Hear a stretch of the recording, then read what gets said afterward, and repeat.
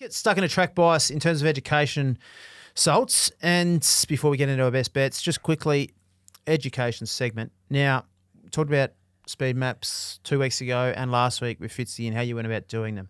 Speed maps flow into track bias. What do you want to talk about in terms of track bias? Obviously, you identify track bias early, but what do you look for when looking for track bias and stuff like that, and how does it affect your punting?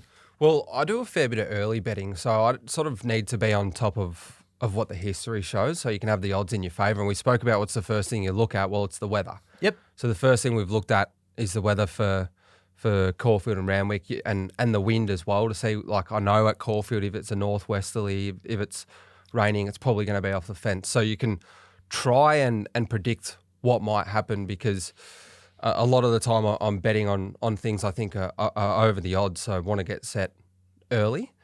But then if that changes throughout the day, you can then find other bets in the race based on what the pattern is doing. So it's one where history generally points you in the right direction, but you still do need to think on your feet on the day if some bias eventuates, like the other week at Randwick with that on-pace bias. I think...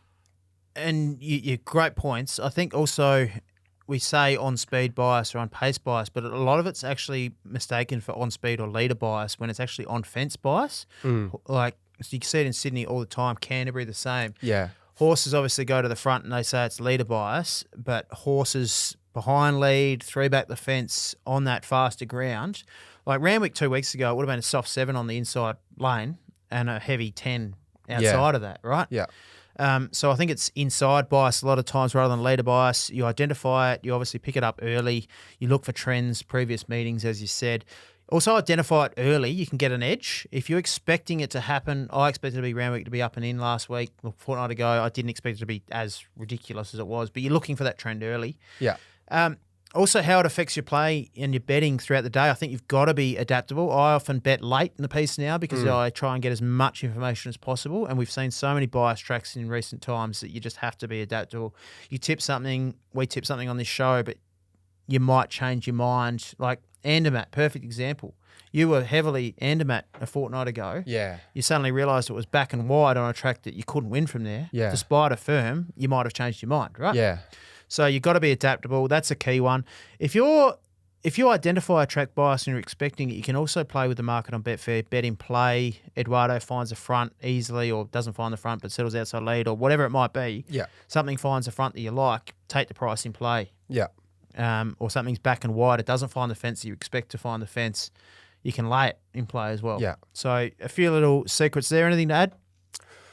No, not particularly. It's because it is, you know how we said maps flow into it as well. And then once the first half of the card eventuates and you can see the bias, that the races actually do become a little bit harder to map. Oh, that's too. that's my So it pet doesn't hate. make things easy. All I'll say is I'd much rather the fence be off than on fire. Let's talk about rail movements. Yeah. They move the rail, which provides patterns, and certain rail movements obviously impact rail. True, at Randwick can often lead, and especially with the wind. Wind has an impact on bias, but especially at Caulfield and Randwick.